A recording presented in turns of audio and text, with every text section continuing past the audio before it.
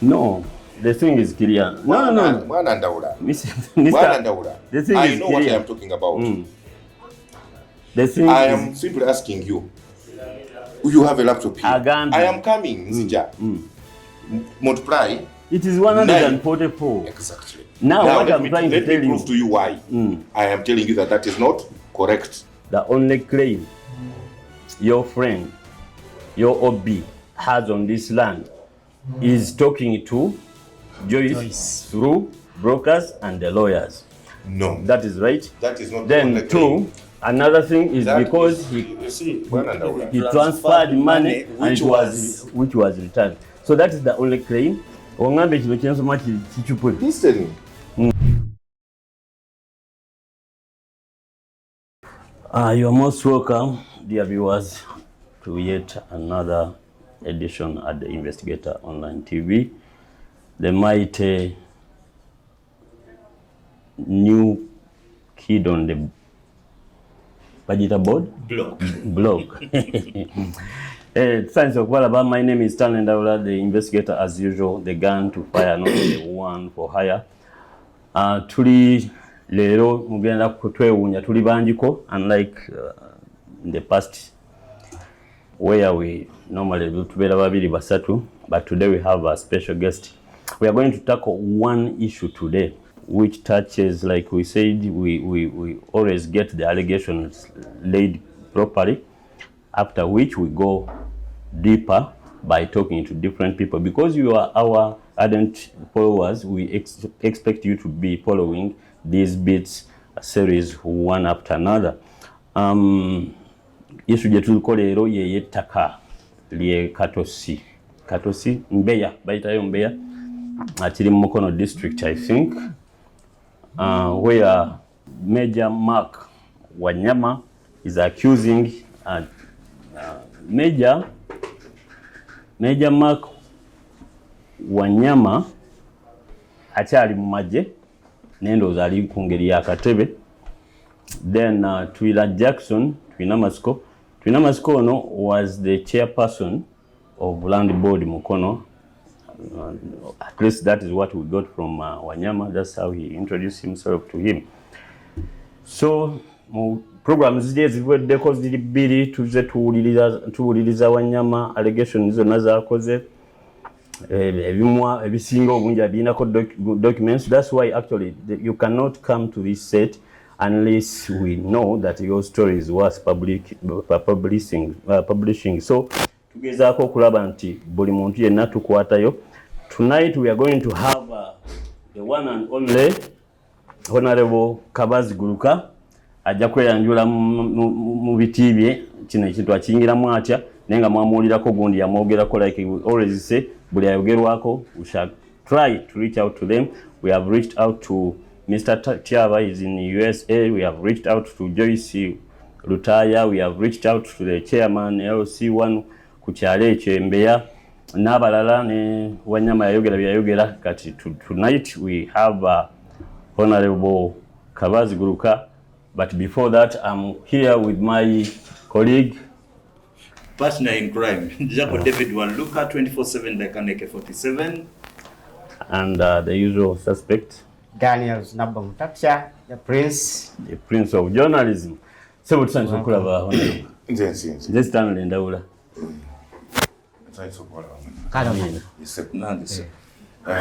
Sewa abatuuze bagakwegesi obabuuzeeko amanya n'egyobadde obulidde. nga Kabaziguruka mbadde mubaka wa parliament mu parliament y'ekumi ow'ekitundu kye Nakawa yawamu nga tenakwawulwamu Nakawa East ne Nakawa West.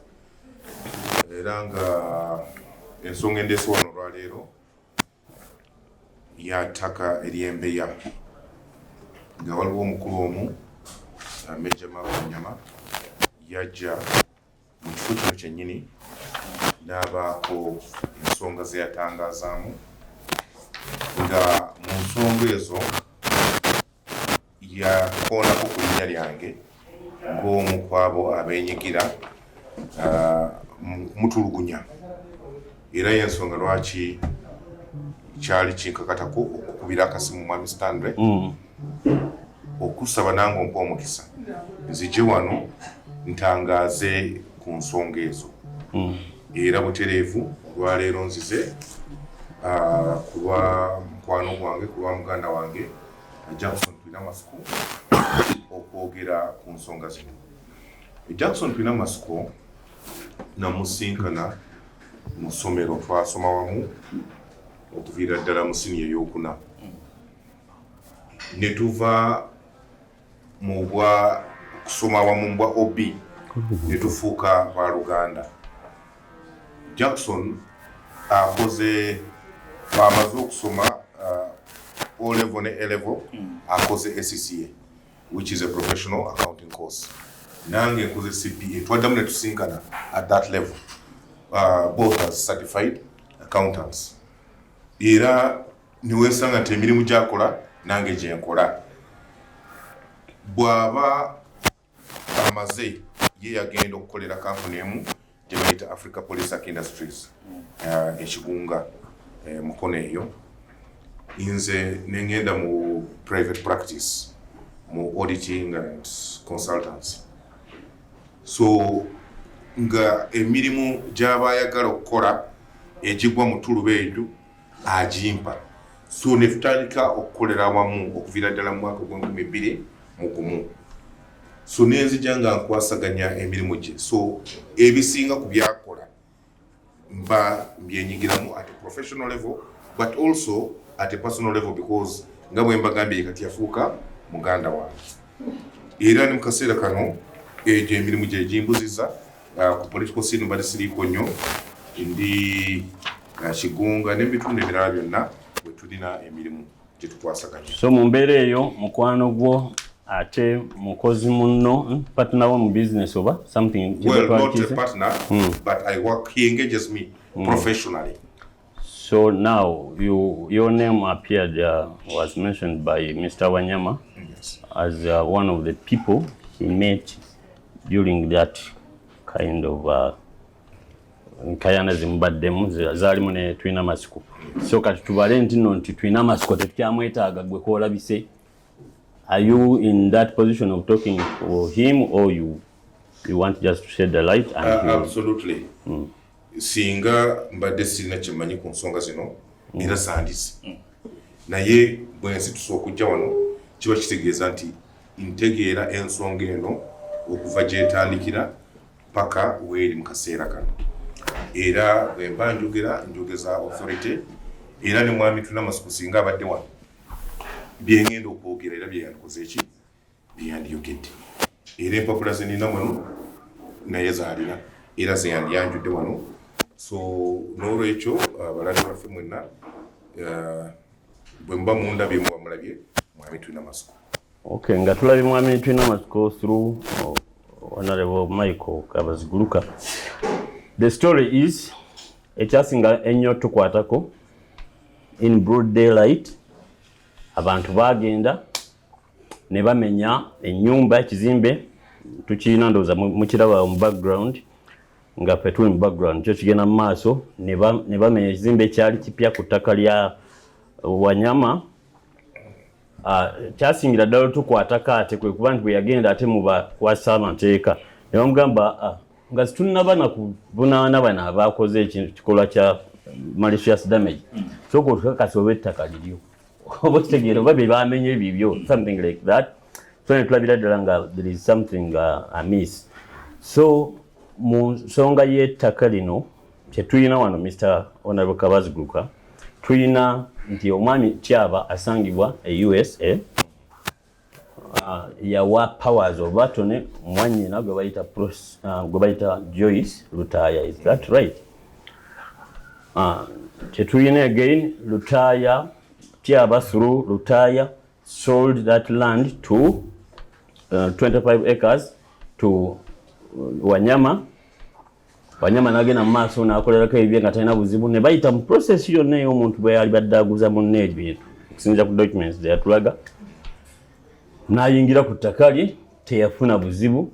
Then along the way Jackson ajja mu kifaananyi ng'agenda oba yagezaako okuyiwako materials and whatever, chairman ne bakubira gundi, ne bakubira Wanyama, ne ba meetinga hotel for the first time. Wanyama na meeting ani Jackson. Namugamba munnaye nze nagula gwe kikulaga nti wagula. Ne batandikira awo. Namugamba okay kati nkitegedde bayinza okuba bankola ki banziba naye kakati lwaki tolinguza ettaka. Namugamba njagala milioni 15 per acre. Namugamba tujja kuddira. After some time amukubira atakwata ono yali agenda namu Equity Bank kwewolayo n'agamba ono kagenda okugula sigenda kukola ki. Kakati after some time taguze mpola mpola yangamba bamutwala process by process gondi yani nga Jackson atandise okukolerako ebintu ebirala. Omusajja yeekubira endulu wano nawali aba police aba LC abatuuze kuba ettaka yali alesa abantu nga bakolerako. That is what we have. Ne bamukubirira still Twinamatsiko aliwa kati nga already atandise okusensera acres ziringa 7. Kakati bituuka awo bakyakayanira acres 7 gondi Twinamatsiko gondi atandika okusimba emiti, asimba emiti gye bano bagisimbula n'oli asimba kwegamba ne waba kati nga tewakyali byagamba nti kuteeseganya ne kukayanira ki kukayanira ttaka. Mu mbeera y'emu Wanyama n'agezaako okutuukirira beyagulako batyaba ne mwanyina nabo bennyini ne bamugamba affe twakikola ki. Neera si naffe twabakubiddeko omukyala yabadde mukambwe nnyo Joyce. N'agamba saagala kumanya ettaka twaliguza Major Mark Wanyama sina muki mulala gwe mmanyi. Indeed nga waliwo era documents eziraga nti Wanyama long after even talking Jackson long after even talking to Wanyama ne balemeyagana okumuguza na biki yagenda mu maaso n'asigala ku ttaka kyokka n'asindika sente milioni 7 ewa Joyce. Then Joyce oluvannyuma n'azikola ki ng'amaze okuverifyinga gye zivudde n'azizaayo ewa Twinamatsiko ne ziddayo. So the only claim eyalibaddewo zaalibadde sente ezo naye zaddayo. So kakati that is what we have and more okusinziira ku bwe ndaba nga sibinyonnyodde bulungi ku ebiri wano ku gundi ezasooka ku recording ezasooka mujja kwongera bifuna n'ebirala ndowooza gundi waffe producer waffe ajja kuba nga abijjayo amalowooza ago okubigezaako okukkaatiriza ku kyenjogerako. So simanyi Mr. Jako kiki olina ku kino, Mr. Tatya kiki olina ku kino, after which tusindike nze bibuuzo byange wabiringa bibuuzo naye njagala clarification ku bintu ebyo which I've raised. That is what so far we have. We can bano basobola okwongerako then you let the country know, the world know the truth according to you. So ku issue yennyini Honorable Kabaziguruka maintains Mutino you have a working relationship with Mr. Twinamatsiko. Absolutely. Now, this working relationship involves other issues that pertain the person of Twinamatsiko, like buying land, ABCD. Absolutely. For how long have you been dealing with Mr. Twinamatsiko over pieces of land?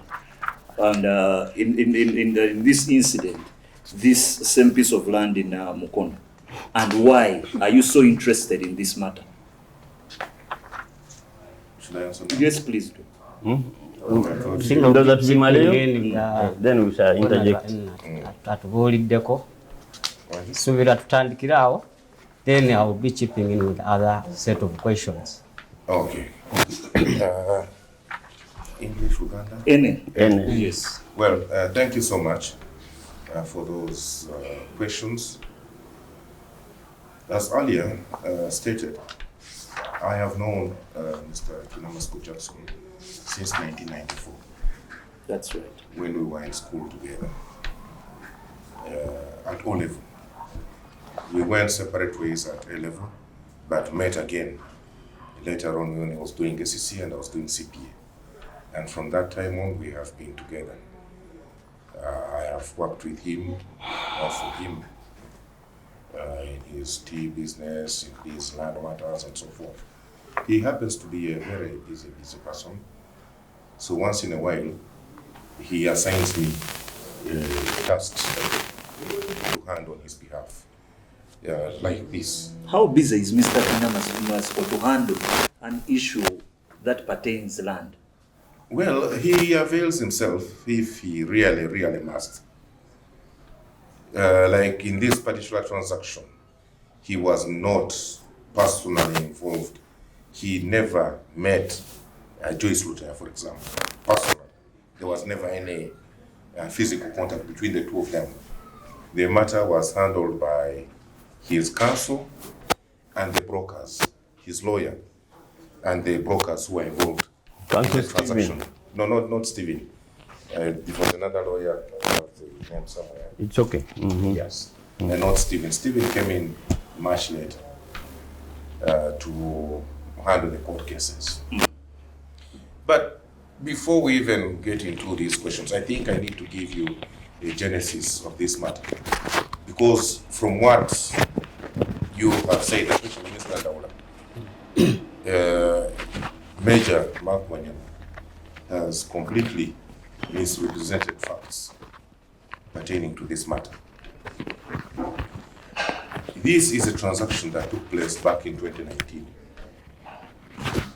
in the month of November.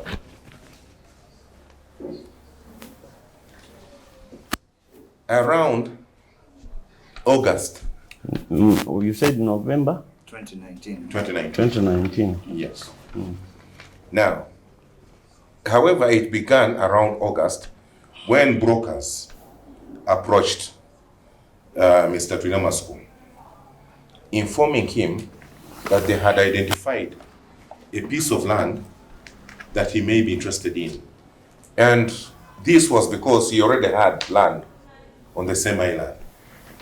So when another piece of land became available, they looked him up and said, Mr. Twinamatsiko, there is some land that we have identified on the island.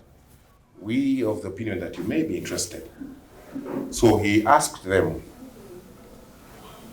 to bring the relevant documents relating to that land, which they did. And at that point, Mr. Twinamatsiko conducted a search, which is dated 27th September 2019. And the search report is clear that the land was in the names of Francis Tiaba. Francis Tiaba Tewucha. Tewucha, exactly. Now, while the title was for approximately 25 acres, he was informed that only 7 acres was available for sale. The other bits had already been sold to someone else. He immediately did not establish who had bought the other part. So he did due diligence, did a search. The brokers informed Mr. Twinamatsiko that the owner of the land, Tiaba Francis, lives in the US. But there is a certain lady, Joyce Lutaya, who is around, who has powers of attorney, who is authorized to transact on behalf of Tiaba. Joyce Lutaya gave Jackson, or through his agents, provided a copy of the powers of attorney, which I have here. Did what? Provided a copy. Mr. Tiaba? Joyce Lutaya. Provided a copy to the brokers who were, and the lawyer who was transacting on behalf of Mr. Twinamatsiko. So efforts were made to contact Mr. Tiaba in America, but to not. So these powers of attorney had to be checked because they were 10 years old, about 10 years old. So we had to check with the registrar to confirm whether these powers of attorney had never been revoked, since it was now coming to 10 years. And we confirmed that Mr. Tiaba had never revoked these powers of attorney. And that therefore, Joyce?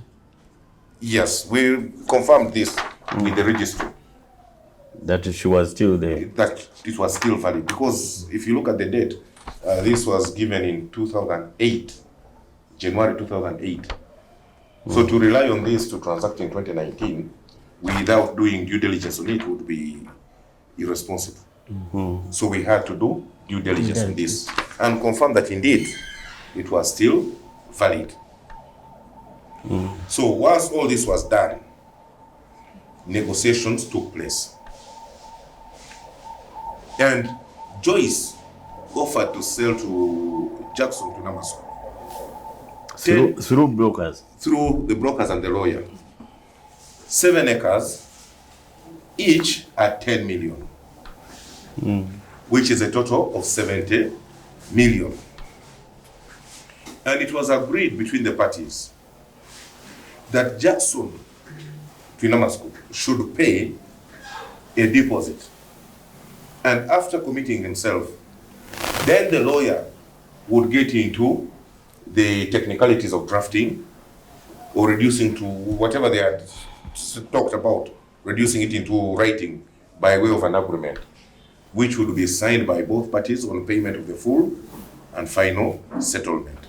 And at which point, Joyce would transfer signed transfers, national ID, and all other relevant documents that would enable Twinamatsiko transfer the land into his names.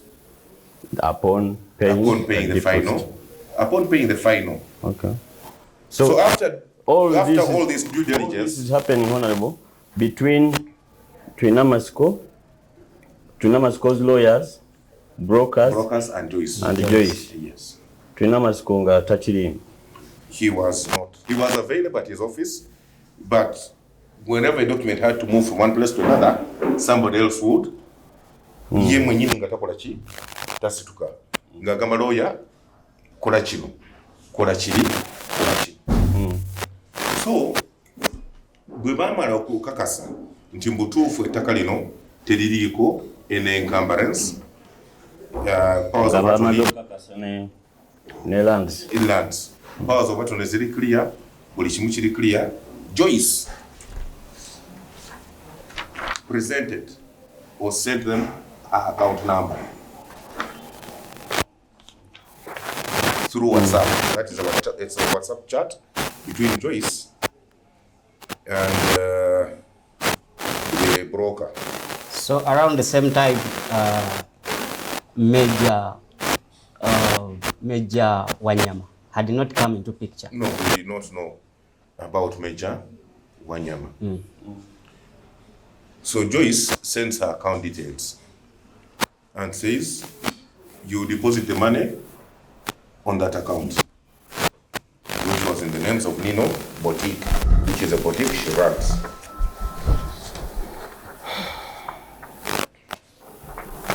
That is the other page of the WhatsApp chat. Abatuuliza ebigambo ebiri kuno bigamba good morning, your account details. Ndoza ali amubuuza. No, namuddamu, oh, forgot. It's here. Namuddamu, it's 1546. Use Standard Chartered Bank. Account details are Nino Boutique account. That number, it was November 4th, 2019. Not seen transfer yet, maybe tomorrow. We shall deposit the 20 million tomorrow before midday. On Namdamu, okay. We assume nti gundi yaddamu nti okay, Joyce.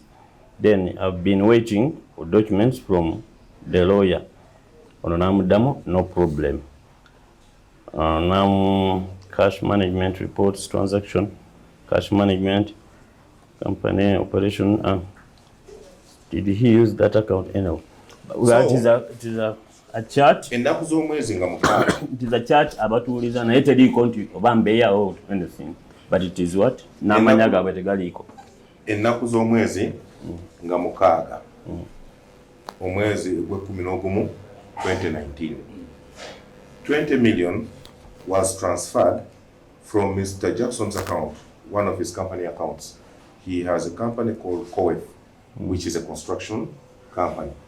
20 million was transferred from his account to that account that was provided by Of Joyce Rutaya. Joyce Rutaya. Transfer from CIS. That's the first installment. That is the first installment Of 20 million. of 20 million.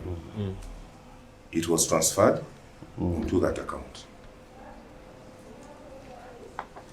Okay, Mr. Michael, investigator is a place where we need to talk the truth really. Are you sure all this is happening without Twinamatsiko having any knowledge about Wanyama? Absolutely. By June? This is November. This is on the 6th of November 2019. Jackson transferred 20 million Uganda shillings To Joyce's account Joyce's account in a Standard Chartered Bank. in Standard Chartered Bank.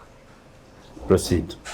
Now, Mu due diligence mwali mufunyeko amanya gabo ba neighbors bwe mugenda okubeera nabo. nkugambye Jackson already had land on the island. Ng'amanyi ensonga zaki z'okukizinga okwo. Okay. Owulira? So ekifo kyeri agendamu kyali si kipya gyali. So they are transferring a sente 20 million was transferred into into Joyce's account. The agreement was that once a deposit is made, then they will go into the motions of drafting an agreement, which the lawyers started drafting. Now, on 20th November 2019, the final and full payment was made. That is 50 million. What made you pay? What made Twinamatsiko pay the balance before we see anything? Because you said deposit, upon depositing this step will be done. Yes, Now you pay the entire amount without the any step being agreement was taken. asasule a deposit okwekomitinga okulaga nti ettaka akola ki alyagala. Then lawyer atandika okudraftinga empapula. Bw'anaaba amazeeyo ssente bamuwe signed transfers. Basayininga endagaano Ebyo byonna byali mu bigambo. Yes. Okay. Basayininge Between council, brokers, and Joyce. yes. 3 parties. So Jackson never first bayogera, but they never met physically. But they would talk on phone, but they never met physically. So when the full and final payment was made on the 20th of November 2019, lawyer n'atwala agreement ewa Joyce okugisaininga. Lawyer ne Joyce bo baali bakwatagana. Yes. Okay. So lawyer n'agenda wa Joyce okusaininga endagaano. Joyce neyekweka. Wa Joyce Ruda. Boutique ye eri Kansanga, this Nino boutique. Nino boutique eri Kansanga. Not Kansanga, Kabalagala. Kabalagala. Ate lawyer. Lawyer aliwe Mukono. So he traveled from Mukono to Kabalagala. Yes. So reaching there, the lady was not available. N'agamba Jackson, ngenda kumunoonya empapula nkole ki nzikuleetera zonna nga signing. Now, to Jackson's surprise, on 23rd of November, bank ye emuddamu emugamba sente zo bakoze eki bazikomezaawo. Your money has been bounced. Your money, the total 70 million has been sent back. So Jackson calls We are the still brokers. talking of 70 million in respect of 7 acres. Yes, which is 10 million per acre for 7 acres. So on 23rd of November, Jackson is informed by the bank that your money, the 70 million, has been deposited or sent back to you. So Jackson calls the lawyer and asks him, I am told by my bankers that money has returned to my account. The 70 million I transferred okugula ettaka bazikomezaawo ku account yange. What is the issue? Akubira lawyer we. Please find out. Nakubira ne babroka. Babroka ne munga akankudire katukuddire. Bwe bamudira ne bamugamba omukyala yeekyusizza ettaka yaliguzizza omuntu omulala. Muntu kyoyo. Lina konsikyo. Okay. Bamugamba ettaka baaliguzizza omuntu omulala. Ababuuza ani. Ne bagamba tugenda ku finding out because she's becoming elusive. Tugezaako okufuna commission waffe akola ki yeekwese. She's nowhere to be seen. Amasimu gaffe tekyagakwata, bwe tumanyi taliiwo naffe tukyamunoonya naye tugenda kukola ki? Tugenda kuwa update. Nga banoonya waaki when the money had been resent to that account? Now, bagamba nsumulula Osuna. Lwakubanga kineewunyisa, you no longer have business with somebody sente zo aziddiza. anti kati That means togenda na maaso kukola ki? Following up on that issue. Follow up at all. anti kati you see irinda konze kuwulira ki story nga bweri. So mu mbeera eyo Jackson n'agamba nze siri manerenda nti nkuwa ssente n'ompa ettaka bw'okomyawo ssente n'enkudiza ki ettaka. Transaction eno gye nagendamu naye yali tanalimuwa. yali yakugula ki? Yali yakugula ttaka. So nze ekya ssente okudda sikitwala nga kikulu, nze kyemmanyi nagula ki? Nagula ettaka. Jackson kwe kwekubira enduulu mu kooti, mu high court ey'e Mukono, n'ateekayo omusango ng'asaba kooti to determine whether yagula ettaka oba teyagula ki? Ettaka. Ng'ayagala kooti emu-interpretingire nti bw'osasula ssente ng'oyagala ttaka oli n'otamu meeting ne nannyini ttaka through brokers ne lawyers ne bakuwa account n'oteekako ssente ne bazikuddiza kooti emutegeeze nti oba oguze ettaka oba toguze. Okay. Now Jackson n'ateekayo omusango gwe mu kooti ennaku z'omwezi. kooti ki? Mukono High Court.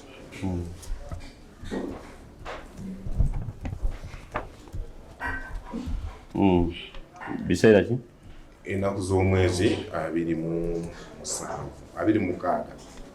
November. Yes. Kooti n'etuula ennaku z'omwezi nga 27. Yawaaba It is 26. moving very fast from 23rd, N'etuula 26th yes to because 27th. yes because Wow. yali asabye interim order. So ne batuula to consider the interim order. The interim order baagiwuliriza era ennaku z'omwezi 27 ne ba issuinga an interim order.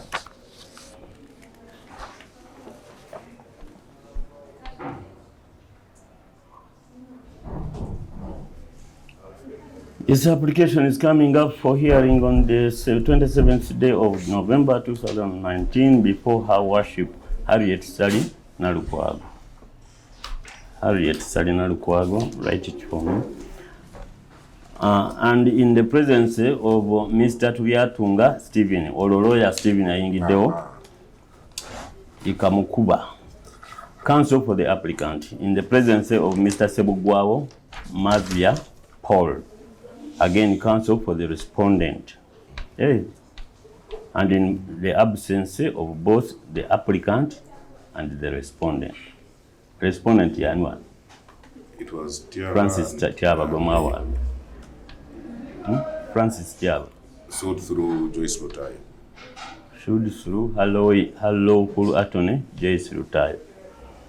The cost of this application be in cause given under my hand and seal of this honorable court on 27th day of November 2019. Interim order. Application. Interim order. It is hereby ordered as follows. An interim order is hereby issued refraining the respondent by herself, her agents, servants, or any person claiming under her title from selling, alienating, transferring, subdividing, or in any other way dealing with the suit land comprised in Chagwe Block 494, Plot 9 land at Mbeya until the hearing and final determination of this application. Bino byali bya 2019. Yes. Tebawulirizanga. Now, Chajja. So, ennaku z'omwezi nga 28, this order was served to the Senior Register of Titles in Mukono. Nga 28. 28. 27 kati. Graduation kwa 27. The Senior Registrar of Titles Mukono.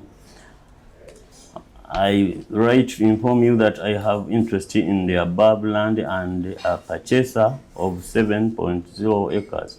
The purpose of this letter is to request you to halt any transactions on the above land until disposal of civil suit, Mukono High Court.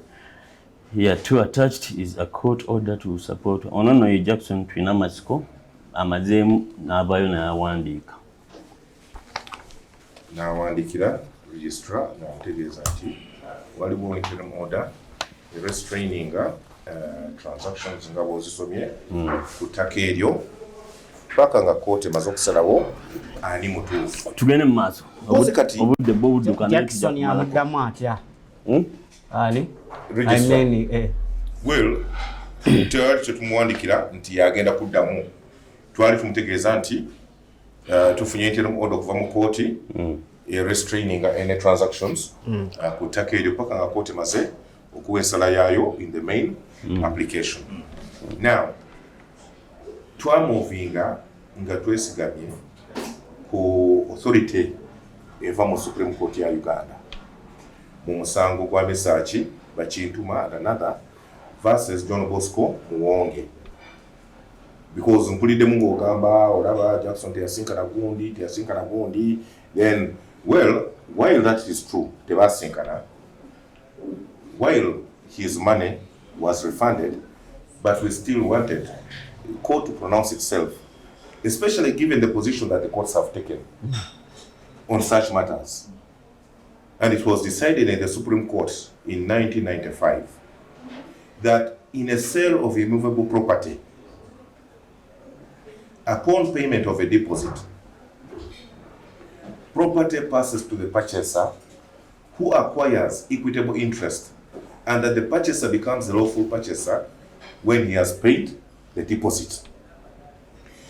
Now, the legal position Musongeno is that at the point when Jackson paid 20 million as a deposit, and at the point at which Joyce Rutaya received this money, equitable interest in that land passed to Jackson. Twinamatsiko. What was due to Joyce Rutaya was her outstanding balance. So Joyce Rutaya no longer had land there. Joyce Rutaya yali abanja Jackson obukadde amakumi 5 olwamala okukwata miliyoni ze amakumi 2. Mr. Kabaziguruka tugende mu maaso. And the fact that these two parties did not meet is not important.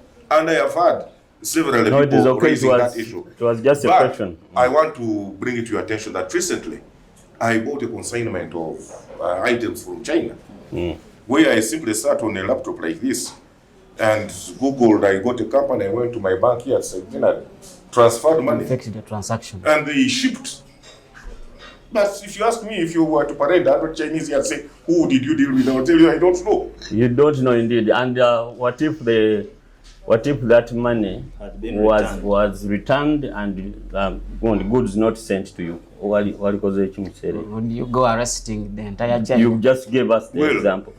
I may not go and arrest, but I could move against them if it is in my interest. I would have cause, because if they made an offer which I accepted, then legally they have an obligation to fulfill. So kakati, so an offer was made and there was acceptance. So if you look at contract law, once an offer has been made and there is acceptance, yes, that is Twinamatsiko. Yes. Awabidde tyaba kati. Awabidde tyaba. Joyce. Yes. Ma 27 28 gundi efulumye. Yes. Awandikidde register warrants. So what transpired from there? Now, what transpired from 28th? From 28th is that around December of the same year, Joyce filed her defense through her lawyers of Sebugwao and Company advocates. They filed a defense. Which defense was received in court. We were served with a copy. But then subsequently, we were informed that Joyce had left the country, and that therefore the case could not immediately kick off. And to make matters worse, 2020 became a dead year due to COVID-19. So the courts were almost in abeyance. So there was no movement in the courts. Now, around March 2020, brokers reached out to Jackson, saying, Jackson, tukufunidde ettaka eddala. N'abagamba muleete empapula nzitunuleko. Okutunula ku mpapula ezo nga basanga nti ekyapa kye bamuleetedde ky'ekyapa kye yateekako ki caveat eno. Naye nga ku luno kiri mu mannya ga Major Mark Wanyama. Ekyapa kye yassaako caveat eno. Nga Rands yakola ki? Yakikyusa. Completely disregarding this interim order. Era nakubira lawyer we namubuuza, how can this be?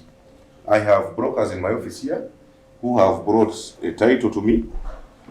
Balina ettaka ery'okugula naye ntunulira title yeeyo yennyini gye tulina ensonga eri mu kooti. So how could that title have been transferred? Acres musanvu zalina ekyapa kyazo? No, it was the entire title. How many acres? Of approximately 25. But the contention was only on 7 acres. 7 acres. Yes, not the balance. So the title had been transferred into the names of Major Mark Wanyama. By the registrar? By the registrar. On which date? on 20th of January 2020. Okay. So this information becomes available in March of 2020. So Jackson now reaches out to his lawyer to find out what could have happened. Was this interim order ever vacated? So they went to court and there was no vacation of the order. So it was raised with the Register of Titles. What could have happened? How could they have transferred that title? Yet there was an interim order stopping them from doing that. So that process also dragged. Now, it is at that point that Wanyama reaches out to Jackson and says, look here, Jackson, it appears this lady, Joyce Lutaya, has caused confusion between the two of us. Kirabika akoze ensobi ayagala tukonagane. Nefe nga basajja tutule ensonga eno tukole ki? Tugigonjoole. So offers were made and counter offers. Yes, it is true that Wanyama proposed to sell the land to Jackson at 15 million. Jackson wanted to find out which land was Wanyama selling to him. Was it the 16 that are uncontested or the 7 that were subject of a court matter?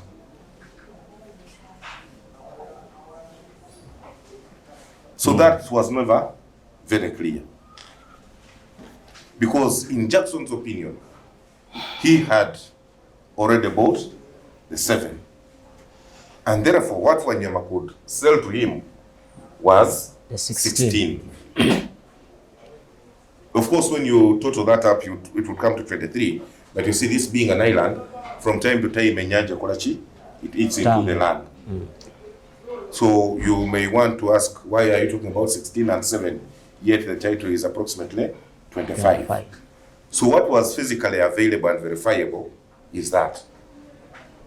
Now, at that point, we get to learn that back in April of the same year, 2019, Major Mark Wanyama had actually bought 16 acres. From who? From the same parties, Joyce Lutaya, acting He had for bought 15? 16 acres. 16 acres. Yes. On what? On 6th of April, 2019, we get to learn that. But now, Mr. Kabaziguruka, those are tugenda kukwata ensonga ku nsonga. There, oyogerera kati. Eno gumu document yenina mu ngalo ya Joyce. Era eri certified. It is a certified true copy. Nyera gisoma. I, Joyce Lutaya, care of Second Village, Bokassa, ezondo za Kanzireke Jasula, that I'm an adult female Ugandan resident of sound mind and a businesswoman by profession. Natekako copy of her national ID as Annex A. 2. That I was appointed on 31st January 2008 by Mr. Francis Tebucha Chaba to sell his property comprised in Chagwe Block 494, Plot 9, land at Mbeya, Mukono district, measuring 9.7 hectares, approximately 25 acres. 3. That by an agreement dated 6 Ngamukaga, April 2019, I, acting as Mr. Chaba's lawful appointed attorney, sold his property to Mr. Mark Wanyama at the agreed purchase price of the sum of Uganda shillings 9 million per acre, totaling to agreed purchase price in the sum of Uganda shillings 225 million. At the time, it was agreed that an initial deposit in the sum of Uganda shillings 144 million be paid as a deposit on the agreed purchase price, and that Mr. Wanyama Now take possession of the property, and that he had the direction to acquire the whole land, all 16 acres of land. That in confirmation of the above sale, Mr. Tiaba had sent to Mr. Wanyama a letter dated 5th April 2019, signed by him in the presence of notary public named M.S. Felicia Johnson, based in Montgomery County, the state of Maryland, USA, confirming the details of the agreed sale. Anti nje kuchira ekyo gamba nti bamuguza ekazi mukakati kanti kusomere ngeri Ndawula agreement gyoyogerako njimanyi. That on the and day, I can also confirm to you that agreement is forged. This one. Exactly. So I don't want you to tell which agreement? NOC agreement, statutory declaration. Yes, which forms part of so the it is forged. agreement. I want to confirm to you that it is not correct. This was Ogande sente zali meka zebasa sula million. Now multiply 9 million by 16 acres. This was a deposit. Multiply 9 million by 16 and tell me what you get. Then I'm going to. No, the thing is clear. No. Mr. The thing I is know clear. what I am talking about. The thing I is, am simply asking you. You have a laptop here. Agambi. I am coming, Nzija. Multiply. It is 144. Exactly. Now what let I'm trying to let tell me prove you. to you why. I am telling you that is not correct. But let me first tell you why. You see, it is very wrong for you to No, it is confuse not wrong. It is not wrong. the listeners or the You people are watching trying to us. confuse this. I am not confusing you. Because I want to prove to you. ekitono I kyayogera want nawe to kyoyogera. produce evidence here. I have That what? evidence. I have evidence here. Kale, let me tell you this or proceeding. Kakati n'agamba bw'aba tasasudde sente ezo bajja mmusalirako acres 16. But he proceeded to pay. Kati genda mu maaso naye Bo multiply nse million mwenda. ziri million 14. Exactly. Now, Kugambi twawaabira Mukyala Joyce. Okay? Mukyala Joyce on 5th December, court ekiwandiiko kino yakifuna nga 5 December. Bwana Ndawula, please look at this. This is Joyce's written statement of defense. Eri filed mu High Court eyawa eye Mukono. This is a public document. You can go to court and access it. This is her written statement of defense.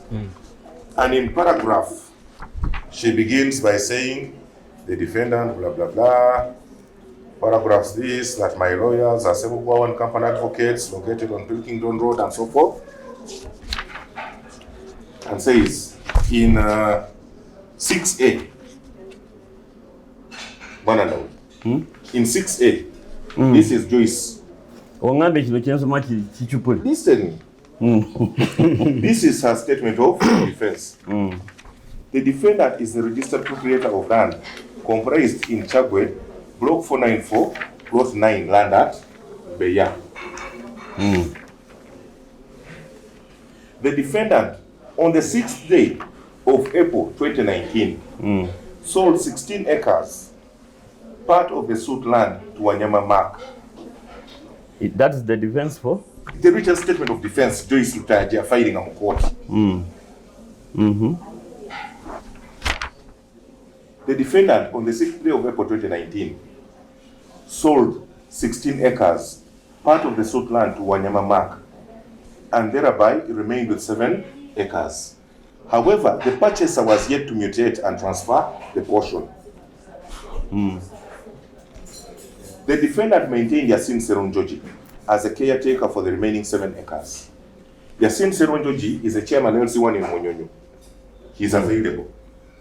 ye yali keyateeka bw'ettaka eyo erya eryo linnyini ly'Embeya byonna era be baaguzaani Wanyama. The same brokers who called Jackson okujja okugula zino musanvu be baatwala. So it is not Joyce but Serunjoji. Serunjoji ye yali akuuma ettaka. Joyce ye yali na powers of attorney to transact. 9 lyo nga ye tyabaliwa mu America. But the person who was charged with the responsibility ey'okukuuma ettaka was Yasin Serunjoji, who is the chairman LC1 Munyonyo. Ku beach wajitani Mulungu waali yali mukozi wa tyaba, yali mukozi wani waali mu munoonya tujja mufuna ababuulire ebikwata kuki ku ttaka lino because the same brokers abanoonya abo abaleeta Jackson be baleeta Wanyama in the first place n'agula eka meka 16. Joyce continues to say that on or before the first day of November 2019, the defendant's caretaker notified the defendant that he had been approached by Dewo Chiwendo. Now this was the broker. Unfortunately, Dewo Chiwendo may have found. He had been approached by Dewo Chiwendo, a property agent, who intimated that he had a client who was interested in buying the suit land. The defendant offered to sell the suit land at Uganda shillings 70 million to the property agent's clients and informed the said agent to deal with Ms. Sutaya. Now, Honorable Badenya Kusaba, those are documents eziri mu court, which court tenabaku pronouncing themselves. Exactly. Okay, we might not put it on air. Yes. Government here authentic and on full. No. This is a written statement of defense. To prove to you that actually drawn by who? Drawn by Sebugwa and Company advocates. Those are Joyce's the lawyers. lawyers. Joyce. Okay.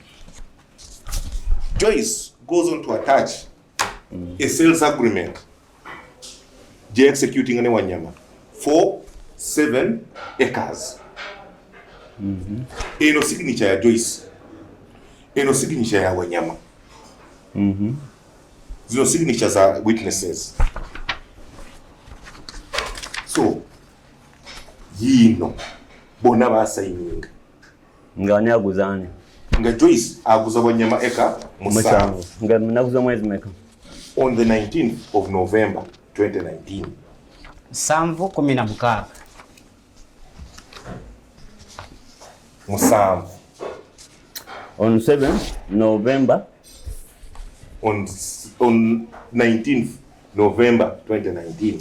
19th November 2019. On 20th, now mudiza sent. On 23rd, ononagena na awaba. Exactly. So, mwami Wanyama bwe yakula ettaka eka 16. Bamuwa title. Agenda asaleko eka zemmeka 16. When an offer was made to him, mwami Wanyama n'agamba ettaka eryo liri submerged. Nyanja. Ezo musanvu nga bamugambye azigule. N'abagamba so ye talabawo ttaka. The only physical land eriwo is 16 acres. So these guys insisted and said no, the land is available. So yes, ne banoonya Jackson. Jackson n'aleeta basaveya ne bakonfirming nti eko musanvu weeziri. Bwe bamala okukonfaminga, Jackson akwata sente asasula. Wanyama ategeera nti waliwo yakoze eki? Agamba kale muzimpi. Endagaano yaabwe yiino Joyce yagifayiringa mu kooti. So Joyce yaguza Wanyama. Endagaano ng'aguza Wanyama. Yiino. Talina ndagaano gye yawagulizaako Twinamatsiko. Endagaano yakolebwa yiino ne Joyce mu kaseera k'okukisenga mugambye akola ki? Yeekweka. But she was available to sign for Wanyama. Exactly. Okay. Kati ye n'akukuta ne Wanyama olw'okuba Wanyama yali yamaze okugula 16 n'akubirayo ba broker n'atabawo n'ekikumi n'adiringa nani ne Wanyama so si client ba broker gwe bakoze eki naye mugambye the offer was first made to Wanyama. He refused the offer, claiming that that land was submerged, that the only physical land there was 16 acres. They associated as a zoo. Iranga yagala bamukwasa ekyapa kyonna agenda akole ki transferring. Bano ne balemera ko bayasi ne bagamba no ettaka weeriri katufune omuguzi omulala. So omuguzi n'alabika n'aleeta basaveya n'akakasa nti ettaka weeriri. Ngenda kuzaako katono ku gundi. Ngenda kuza katono ku court order. Court order gye wagambye ya 2019. Yes. It stops Joyce from transacting any business on that land, not even her agents. Yes. But I don't see where it allows Twinamatsiko to proceed and do anything on that particular land. 2, information here is that Twinamatsiko is now claiming for the entire 25 acres. Is that right? Is that true? That has never. So your contestation is. Our contestation is only on the 7 acres. There is no claim to the 16 acres. So the Major Wanyama is free to get the title, go to lands and mutate ajeko eka 16 because ezo teziriko ki nayenga olina ugondi ekikakasa nti waliwo endagaano emuguza acres 7. It is here. It is filed in court. Okay. So these are court documents. Honorable Kabaziguruka, the only claim your friend, your OB, has on this land is talking to Joyce through brokers and the lawyers. No. That is right. That is not then the only 2, claim. Another thing is that because he transferred money which was returned. So that is the only claim. But you cannot allow Wanyama, who has authentic documents which you are also carrying yourself, you cannot allow him to do anything to the extent of raising down his new structure. You see, you are trivializing I'm not matter. Trying to accuse you. I'm trying to. You are trivializing this matter because I have already showed you that Wanyama is moving around with forged documents. Because what Wanyama did with Joyce was to go and backdate the initial agreement. Yes, April. Wanyama weyagulira ekazi 16 ku million 9 era zezo million 14 zoraba kati zebagamba yali initial deposit. That was a transaction that was complete. So this that has been done subsequently showing, you see now this is the initial deposit. That is not true. Because agreement joli now eraga yakula eka 25 and I am showing you that it is not true. Actually, see, because at that point you should even consider that document as a forgery that has no place. Because I don't see Joyce. I don't see Joyce wanting to forge anything when actually she says Sagala Baguza. Actually, on this note, I want to give you Joyce's voice in her own voice. Now, listen. You see, these are written documents that are in court. Okay, Joyce. Honorable, I have all those documents. Self-responding. Joyce clearly says, I sold to Jackson. However, Jackson delayed to pay the balance. Is it there as well? Yes. It is here. The plaintiff agent confirming that the client had the financial muscle to purchase the suit land informed the attorney that a down payment of 20 million would be made. Who is that? The plaintiff? Yes, the plaintiff's agent, who was Deo Chiwendo. That is Matsiko. Confirmed to Joyce that Twinamatsiko had the financial muscle and also agreed that 20 million would be deposited. According to her, it was supposed to be on the 3rd day of November, which did not happen up to the 6th of November. Then she goes on to say, on the 5th, the attorney inquired whether the money had been deposited, but there was no response from the plaintiff's agents. However, Joyce Mukoti yatekayo bank statement here. Bank statement here, where one. kanzije nkufunire bank statement ye ndina topai bank statement ye nga confirminga nti kituufu sente yakola ki yazifuna n'azizza yazifuna. Okay, so wano agamba nti ensonga lwaki yaguza Wanyama nti Jackson olwamala okuteekayo milioni 20 yalwawo okumuwa outstanding balance ye yensonga lwaki yaguza Wanyama. But if you look at the interval between the initial deposit and the final installment, it is 2 weeks. The initial deposit was made on the 6th of November. The final deposit was made on the 20th of November. Now, according to Joyce, Wanyama paid on the 19th of November. But at that point, Joyce had not returned Sentezani za Twinamatsiko. So, Joyce could not have sold land to 2 parties. But he never sold, he never lawfully, legally sold anything to Jackson. What are you talking about? You enter into negotiations. You send the bank account and send us into account. Send zo basitadde. Ekyomulungi abalabi mwe bajaji. Olira. Sente zo basitadde ko ki ku account yo. Okiriza nti sente nzifunye. Ogande lawyer tandika okudraftinga ki empapula.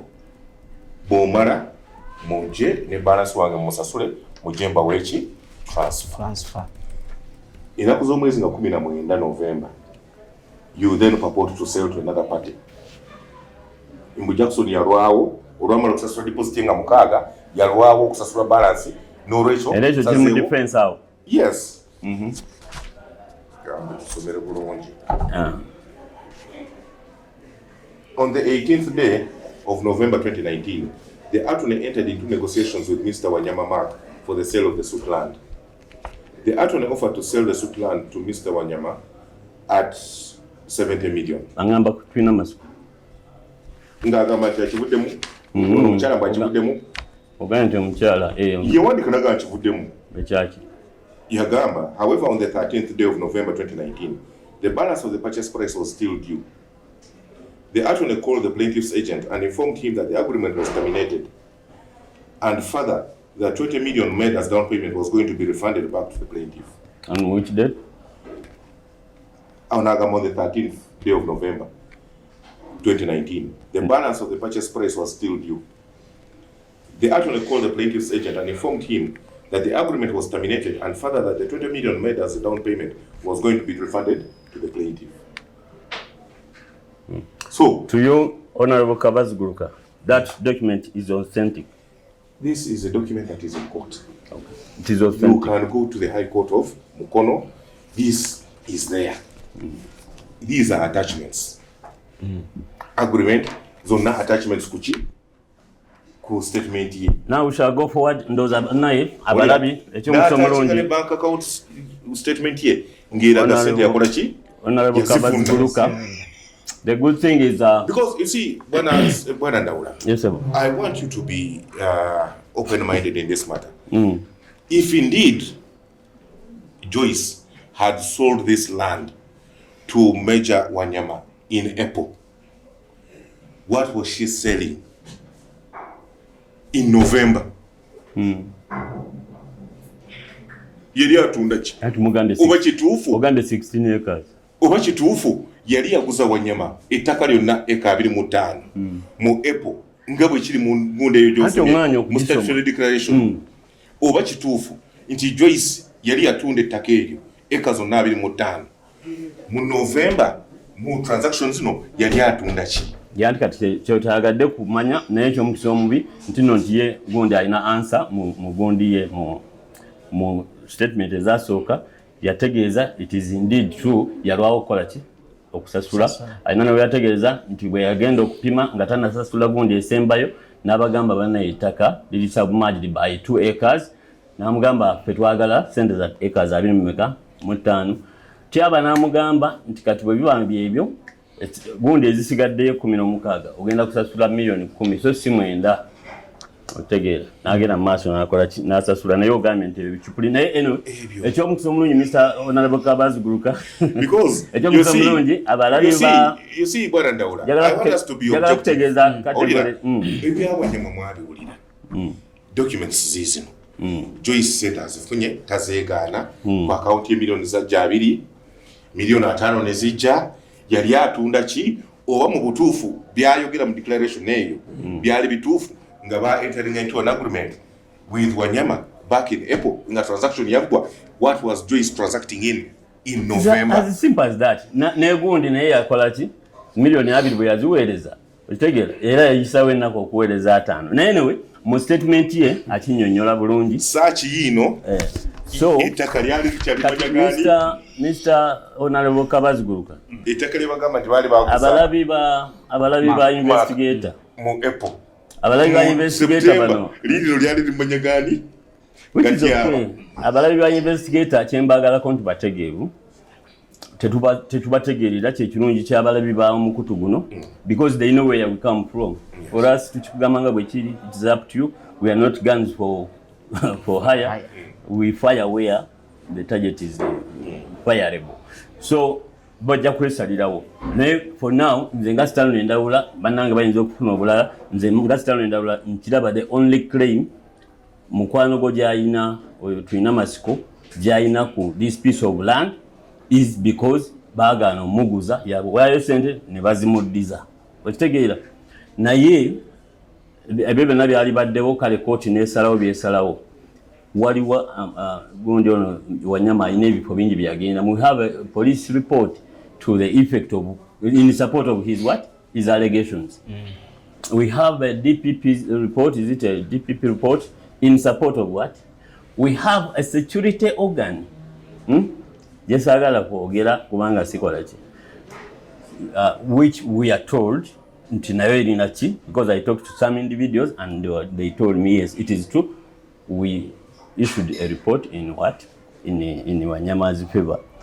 So kati bwe tuba tutunuulira kati nawe kenyini mbyoyogedde mu busungu gamba lwaki muguza Wanyama Twinamatsiko bwe busungu bwe lwaki muguza Wanyama nga nze nkola kinze nasooka okulamuza oba ne Pioneer Center West bazi muddiza Wanyama has it is good now that you are referring to documents and you respect documents if some of which are even in court. But your client, your friend, whatever, never labored. Wakatulaba ono gundi Wanyama yakubira tyaba namugamba mga sina sasula balance nali agadde okulabako. You know that commitment.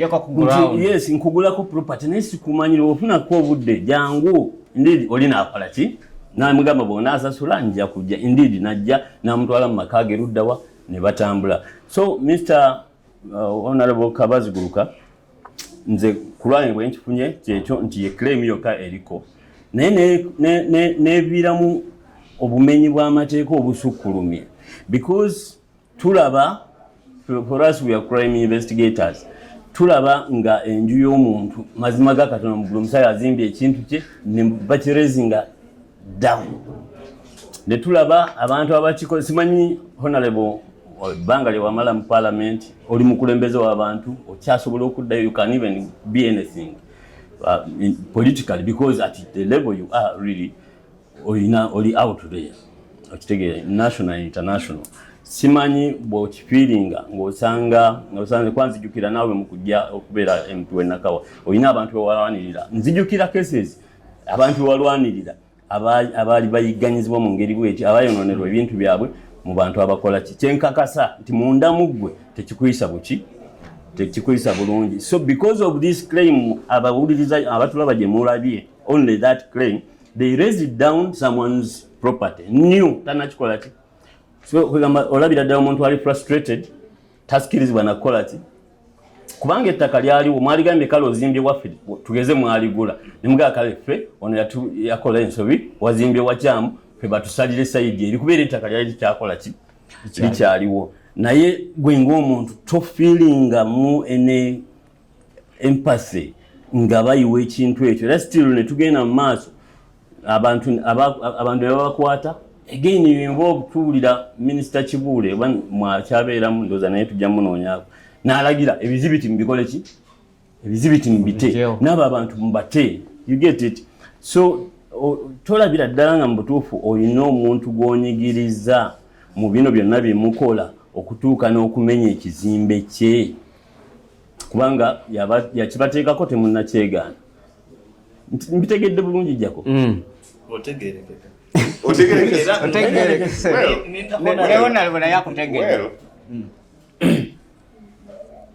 It is unfortunate nti mwami wa nyama asazeewo okukozesa obulimba ekizimbe tuwe ku kizimbe ekyo tuteerewaawo tulabe nga kiramba nenga nga then ne basuspect bonna 36. You know, I am a student of law, and in the canons of law they always say if you want equity you must do equity and you must come with clean hands. Bwana Wanyama has been at the forefront. Honorable Kabaziguruka, Wanyama ekizimbe kye baakikuba oba nedda? Kale sigamba nti wamu mwakikuba naye okakasa kyakubwa. I am coming to that because this is not as straightforward as yes or no, because I can see where you're coming from, because you are already trivializing our interest on the land. Because I'm sorry about that. I have told you that it is a legal position that once you receive a deposit from me, I have already bought. What is due to you is the balance. And that is the matter that is before the courts to settle who actually bought. Was it Jackson or Wanyama? Period. And once the court pronounces itself on that, that matter will be closed. Nabuuza Wanyama ne mugala lwaki togenda mu kooti. Bino byonna wanga bikoleddwa. Nakati era nga nawe bw'okiraba wano tuli ku state. So kyeyali atya kyekino. Obanga na kizimbe kyange bakikubye oba kiki abakikubye nga banga bakyayina I am coming. Where is the 70 million? I am coming. The 70 million is in court. It was deposited in court. As what? According to Jackson, ye yakula ettaka sente sizize era yakola application mu kooti sente mukole ki bazikome. You go to Mukono, I can even give you the receipts. So I'm wondering, we are dancing about this issue, but where is the 70 million? The 70 million is you in have court. your money. No, the 70 million is in court and I'm coming. Doing what? You have your money. You see, Mr. Twinamatsiko has his own money. But you are a legislator, honorable. That money. Why do you want to force yourself? What is that money doing in court? Once court determines, which we know it will determine our favor, because we know the legal position on a sale of immovable property. That one cannot be disputed. So, it is a Supreme Court decision. So once court... So is it in court on order? Did the court call for it? Because it was already in what? We made an application. Are you sure court called for it? Okay. We made an application. You see, these are matters that are before court. High Court in Mukono, which is not very far, which are verifiable. Okay? You can send one of your people here or move yourself. Go to court and verify everything. These are not documents that I'm getting under my mattress. These are public documents. Honorable So Kabaziguruka. you and your team, Yes. what exactly do you want? Is it the money plus a little bit of which money are you talking about? The 70 million. The 70 million yes, I understand was returned to us. You deposited to court. Listen, the 70 million was returned to us. But because we are alive to the fact that we are not money lenders, we never entered into a transaction to lend and then when land is returned, we refund. No. What we transacted in was a land purchase. We bought land. And she didn't append her signature on we the said- sales agreement, did she? That is besides the point. That is besides the ettaka point. muligula ku Kakati Joyce. bannaye. You see, Kati ekiteekesa you see. bizimbe bya mukulu Uliriza. Maka wansi. Yali bikoze eki. You see, I want us to be very clear about these matters. When Jackson paid the initial deposit, because Jackson had land on the island, he extended his fence to encompass the 7 acres. So he started using that land back in 2019, and there was no problem. Even before court pronounces itself on Yes, itself. because the court order said, Joyce, do not do anything on this land until we determine. You or your agents. So, Do you respect those documents? Yes. You respect them? Yes, we do. And So, what if we get any other document from reputable offices similar to those ones, or even some of those? You see, that I am coming to that. Claiming that even the I am court coming order. to that. You see, Where are you coming? To the forged goods? The documents. The documents he's been running around with from Ruchamzi, who this land protection, blah blah blah. I am coming to all that, and I'm going to explain all that. Unfortunately, we don't have a lot of time. Naye tugenda kusooka. So, kangezeko kubita mu bufunze. Nenjagala nnyo ku kyenyumba eyo. What permitted? Jackson bwe yamala okugula ettaka eryo. Now extending a boundary to encompass that land. Through 2020 yali alikozesa. Through 2021 there was no problem. Then in June 2022, 3 years later, Wanyama runs to Mukono and opens a case of criminal trespass against Jackson in 2022 on the 11th of June 2022. Bwagula omusango guno gwa criminal trespass file ne bagisindika wa state. Nziramu okubuuza ekibuuzo. Court order yali ekkiriza Jackson okukolera business on that land. Court order yali temugaana kukozesa ttaka. Yali egaana Joyce oba ba agent be. Yiye eri maaso go osobola okugisoma.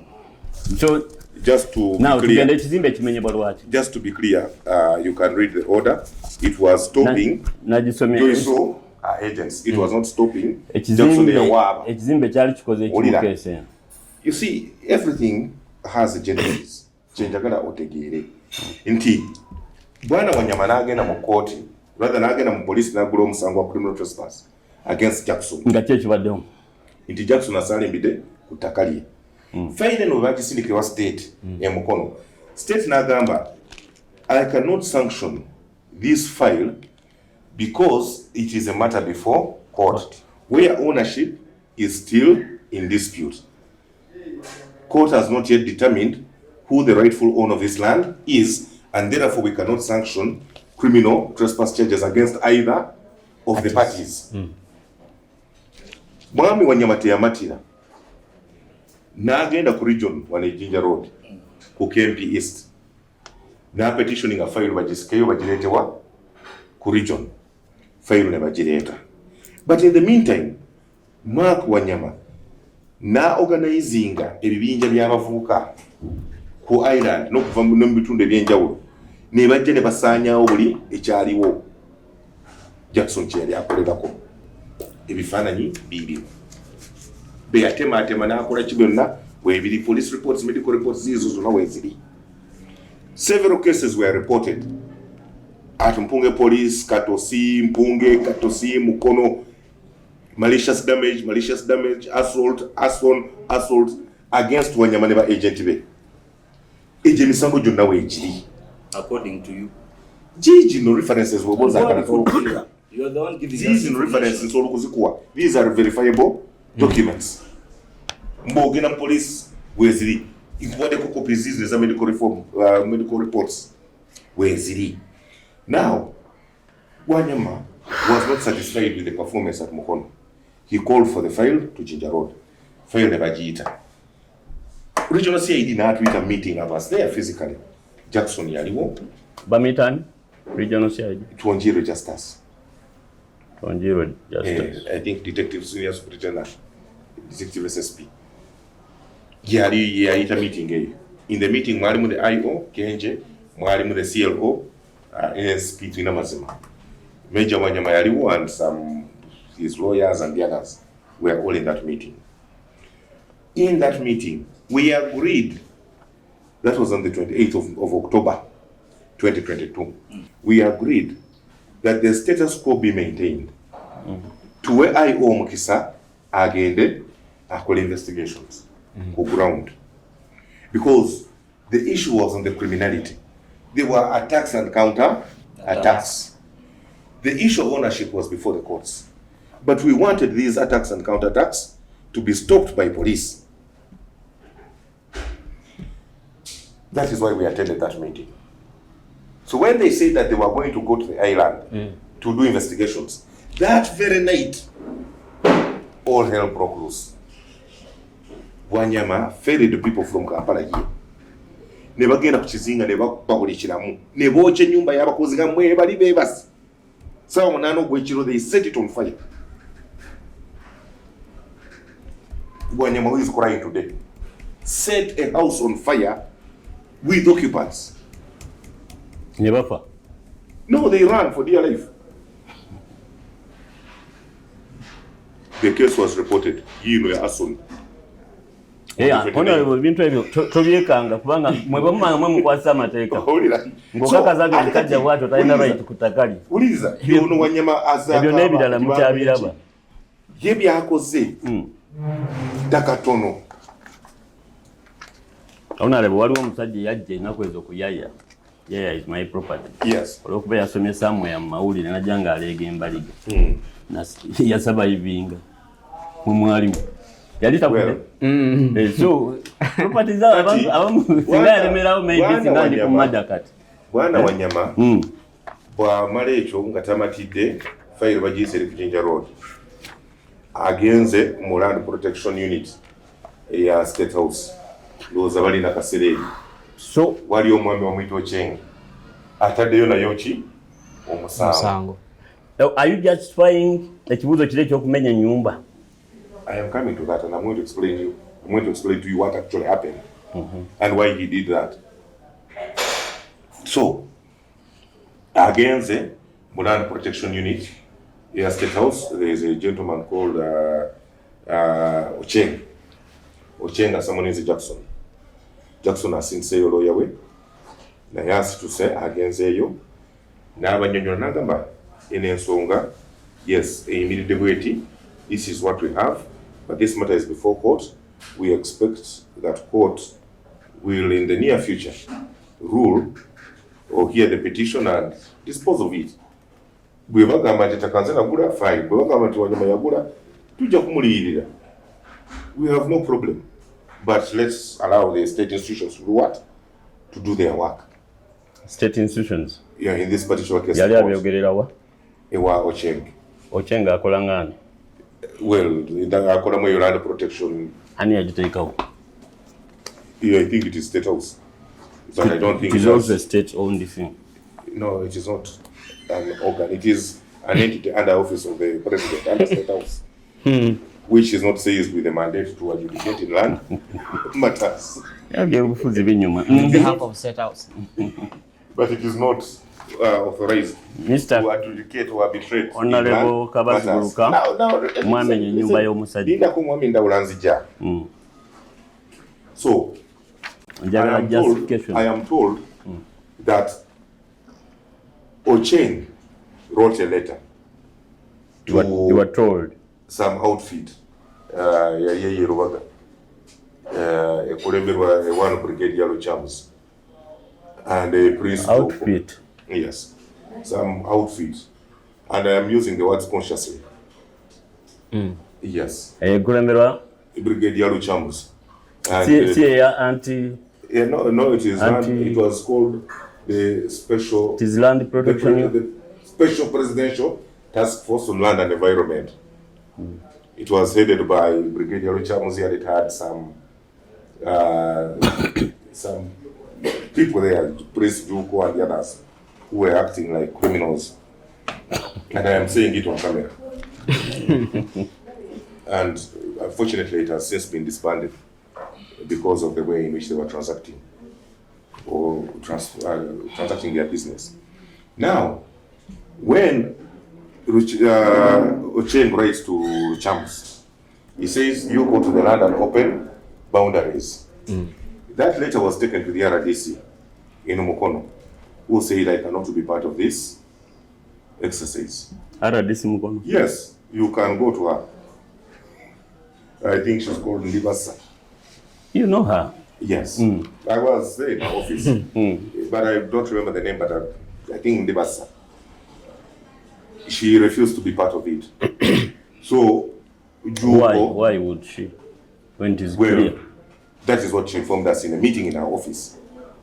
You would have to look her up and get the reasons as to why. Why okay. It's to do with the conflict of interest. Honorable Ngowunzika.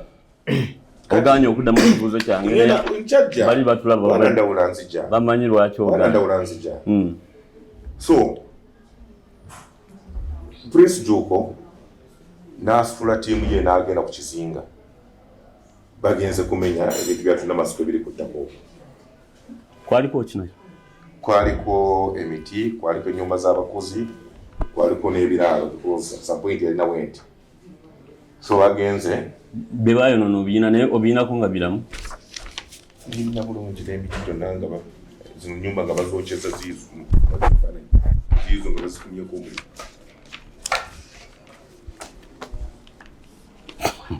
Nyumba kyerudde wafana. Ennyumba z'abakozi neki. Well, we make shift twabula abakululi bwe bagamba bamenya. Yeah, make shift. You see. So no, temanyinako kizi permanent structure. Of course we did not, knowing that this was a matter that is still in court. So we had that respect for the legal position that it is not wise for us to put permanent structures on a piece of land that is still being contested. So we were conscious, not because we did not have the resources, but we were conscious because a case in court, we were confident that it will go in your favor, but Okola Olekayo, Kanaka government, what if they rule against me? So what happened to Wanyama's house? So, hello. We are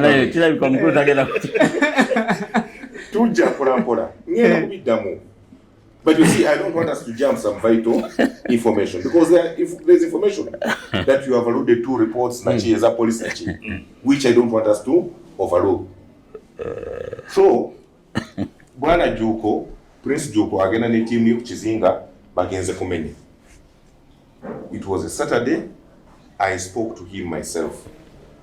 Nemugamba, no, do not engage in that act.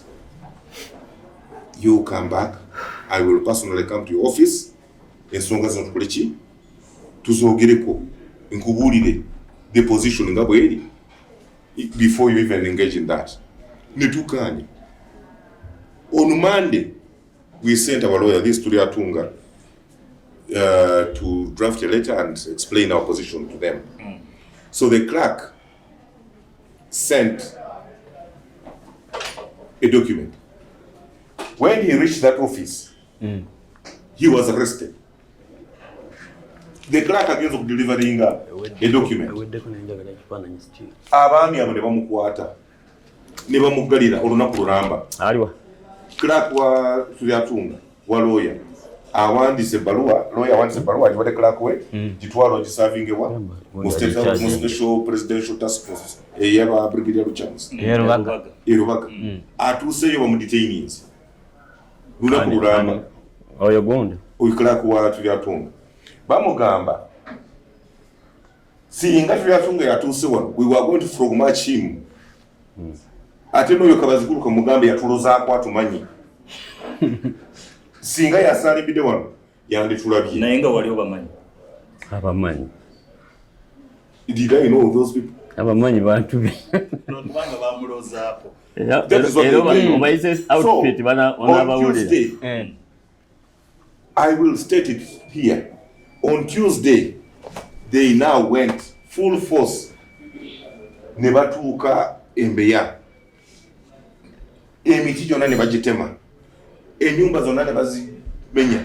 Abakozi bonna ne babakuba ku ttaka lya ku 7 acres ezo. Yali tannagula. So now they say they had handed over vacant possession to who? to Wanyama by that State House group ya Ruchamuzi. So I personally went to their office the next day. Netuka office nina wana do. I am told you want to show me what you're made of. I am here. Could he say what?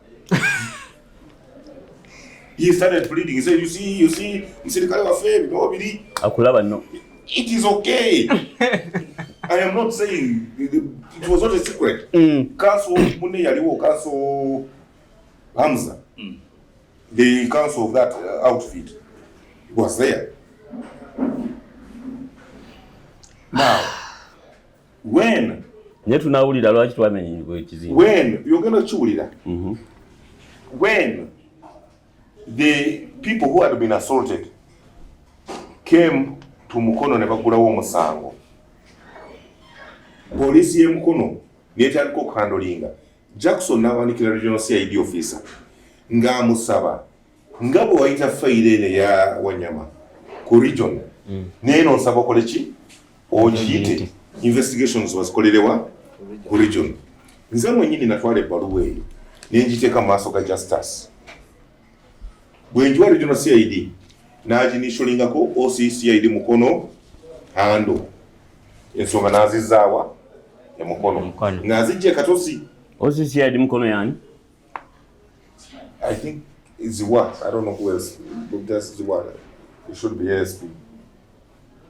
I have never met him physically. No, I met him once in office RDC. Namusika na office RDC. Maybe Muraba Kata may not know, but we met him office RDC. At a DPC go manyo Mukono. Unalio mupia simu mani. Nali mani Annabelle alio. Kayuna to mani. Simu mani. Because Annabelle twali wa muku parliament. So when alimani wana mupesi na bakumutegera bulungi. So at a regional police commander wa Jinja Road go badoga. Je mwagenda. Mwalaba CID? Yes. At a regional mani regional at the RPC. Omupesi na bakumu meeting amtulu wali wabwire. But yaliyo mukasera ku yali Katungwensi. To meeting ako? Katungwensi? No. Wabwire. No, I have not met him. He is not known to me, I'm not known to him. I have not met him. Okay. But I will because I have to. It's from the channel, so. Okay. Now,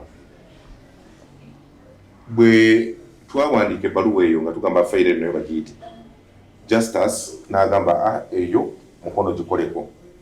So Mukono bwe yayingira n'akwata suspects. Ba Yasini Kasirye n'abalala. The henchmen ba Wanyama ku kizinga bwe yabakwatako. Justice agamba, now you bring the file to me. The same file I had gone to him with a letter asking him to call. He referred it to Mukono, but once suspects were arrested, he says, okay, now you bring it to me. He said, fine. N'abayita n'abawa bond. File yagiyita n'aba bonding n'abata. So, n'ayita the people who had been assaulted to come to Jinja Road or call statements. While they were there doing statements or recording their statements, the drone ya Juko, ya outfit eri, neja ku Jinja Road, nebawamba abantu abo. Nebaba zunzo lunaku lwonna mu drone zaabwe ezo. Abawanyama? Bana bakozi ba Jackson who had been assaulted ku kizinga. Jukira kati file bagiyise eriwa ku Jinja Road. Bavudde eri baze ku recordinga statements. Batuuse ku Jinja Road. Prince Juko asindise drone eze ku Jinja Road ebakuti. Ebazunziza mu kibuga olunaku lwonna olw'eggulo ne basindika ogundi kaabwe eri Rubaga office yaabwe gye baabateera. You can imagine the impunity with which these guys were working. Komwe. Netwandika ebbaluwa to the State House Anti-Corruption Unit. We wrote a letter to the CDF. Anti-corruption? Yes. We wrote a letter to the CDF. You are writing to anti-corruption? To the State House Anti-Corruption Unit. Anti-corruption unit? Yes, yes, State House. Your C outfit? one of those. Well, Yo the mujikiririza. reason why I may not necessarily agree with it because waliwo state institutions. Okay, bana kirabika tetugenda that are charged with the tetujja responsibility kusukkawo nnyo. to do that. However, we wrote a letter to Ebibuuzo the ebimu CDF. tujja maybe tujja bifuna Twinamatsiko tulaba tumufunye Linda katono. oba lawyer we Stephen. Linda papa watula wana sawa nyingi. Watula wana Linda ko. Watula wana sawa nyingi nyo ne mwana wa nyama. So give me a few more And the story minutes. ali flowing. You want one particular aspect, but I want to show you that it had The chronology. exactly. So, nga tukyali awo, Justice tuwulira nti yawandiika report. Report eyo ng'egamba nti bwana Wanyama yenna nnyini ttaka. Simanyi Justice ki yaliwo the regional CID wane Jinja Road. yawandiika. Mpulira anti nabo kade aina report. Nange nzize nkiwulira Police separate. report simanyi yani yagiwandiika. However, we are not privy to that report, neither do we have a copy, because I would imagine if it was an official document, Jackson would also have a copy of the same. If it had been written in good faith and after thorough research, they would give you a copy and you a copy. But that report, tujiwulira mu ngambo mu luvuvu. So amateeka agamukkiriza nti gakole amalala gali. Report. No. Report eyo is nowhere to be seen, at least from our perspective. We Naye wrote to kasita the CDF. nawo olugambo oluwulira. Nduulira olugambo. Era Nagwe olugambo eri mu toluwulira. lugambo. We wrote to the CDF. The CDF sent a Naye tuli request. kulandi gundi njagala kumanya anti-corruption munonayo ki ne wa CDF munonayo ki. We were looking for entities that can restrain both Major Wanyama and also that outfit in Rubaga from engaging in criminality. Because Major is a soldier. A serving soldier. And indeed, I had a meeting in the office of the camp commander, Bwana Tanui. And Bwana Tanui said, this matter touches a soldier. So my advice to you is you go to the army and seek their intervention in restraining the officer. That was. So you want the army to prevail over its officer from fighting for his rights? No, as a soldier, he has every right to own land anywhere As a Ugandan. in this country. That is, and I am telling you, he already has 16 acres, which is not contested. I don't know why it is very hard to people talk. So there is absolutely nothing against him owning land.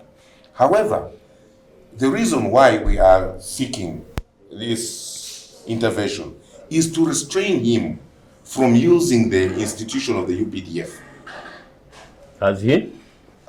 All these attacks I am telling you were being carried out by men in uniform. But they assigned it to go on. They were appointed to do that By who? by the president. To do what? You talked of the outfit, And Yes. he also ran to one outfit. and you No. also ran to an outfit. I was looking for But you want your outfit to for be some people who may Outfit have the other different. outfits. to Not outfit the other one. necessarily. We wrote to the CDF, who I don't You are think is trying an to arm outfit. twist this man because he's a soldier. Listen, we wrote to the CDF, asking the CDF to restrain this soldier of his from harassing civilians using the army, Institution. using soldiers. Stop using soldiers to do this. Which soldiers now? Aba anti-corruption go. Aba Luchamuzi, But Prince Chams- Juko, the outfit, we are. Severally, he had gone there with soldiers. On all these attacks, Zimbabwe, they were being, the one I know where these so-called special witchy got involved, still they were soldiers. But severally, all these attacks were commanded by soldiers. Some of them, Major Wanyama was involved personally. Others, he used proxies. So our request to the CDF was restrain this officer. Let the court process go on.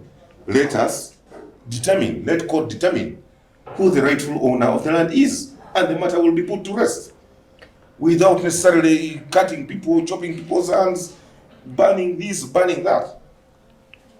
But there is this statement here by Lieutenant Colonel Dewaki, the deputy spokesperson UPDF, saying, are you sure he's a serving officer? Kindly find out first, otherwise it could be a police matter. He is definitely a serving soldier who is on a bond, having involved himself in some loss of money from the UPDF, a matter which is before the General Court Martial. So he's on a bond, that is why he's undeployed. You seem to be very knowledgeable on matters of the military. Are you in any way part and parcel, or are you dealing with those outfits, the military outfit, like the UPDF or its other agencies, like CMI? Dealing with them in which way? On a personal level, as in what? Mr. Tatia, Of do you have course, anything? if I am going about my business and I come across you Your committing ending an offense, remarks? I will run to police and say, hello, there is this gentleman who is Akorachi. So if that is what you mean dealing with, yes, I do. So ngenda kusaba kanebera mukubiriza atalina buyinza njagala kusaba enyumba tukireke enyumba tugireke sigenda kukalubiriza nja kuno mulala jjogerako katufune closing remarks from what is your observation, because we have listened really. Well, it's been a pleasure having you here. Newankubadde tutuusizza wajja twagadde kugenda. Songa y'ennyumba tejogeddeko tetumanyi na kiki yakola. Ngamaliriza bwana Wanyama olwokuba yali alina olukwe olw'okukola effujo ku kizinga okwo ya mobilizing abantu okumenya a structure that he had put by himself n'agikozesa okwasoltinga abantu baffe era okubagoba ku kizinga wenjogerera abantu bonna yabagoba. So tusobira abalabe baffe batwale. Maliriza swala kibuuzo kirala. What is your observation? My observation ndaba nga mukulu Kabaziguruka ndowooza mwali like nga mukulu Stanley bwagambye, as a human beings nemu feeling for the individual that is Wanyama. Naye tetujja kola nnyo kusalirawo baki abalabi bajja kulaba nabo bajja kwesalirawo ensonga ndowooza tetutuuse ku ki. So mwami Jako. Yes, my observation here. 24/7 like AK-47. It was a pleasure engaging Honorable Kabaziguruka. Did you engage him? He engaged you. He has today he has been engaged. He came with a mountain of information, which only is authentic, as he claims. Nayenga, I strongly believe and still wonder how Mr. Kabaziguruka is so committed to another gentleman to fight his own battles, and is always at the forefront. Passionately. So, my last comment is that impunity is not acceptable in this country. Absolutely. And using the law to dance around other people's property is not the way forward for this Uganda. Thank you. What should them? Yeah, we're in community. Doza muwulidde bannaye kayaka nsabe mukama wange honorable mugeni waffe sibula abatuwuliriza, then I will wrap up. Well, mwebale nnyo okunkyaza akawungeezi k'olwaleero era emanyi abalabi baffe ensonga bagitegeddemu akatonotono, bategedde nti mwami Wanyama has been crying crocodile tears. He knows that he has not really come here with clean hands. He knows the gravity of the atrocities he has committed against Mr. Twinamatsiko and his workers.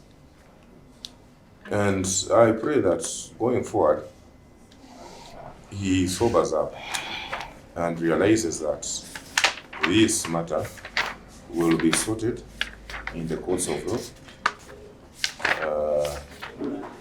and that it is in his interest to ensure that the court process begins as fast as possible, and he submits to the courts.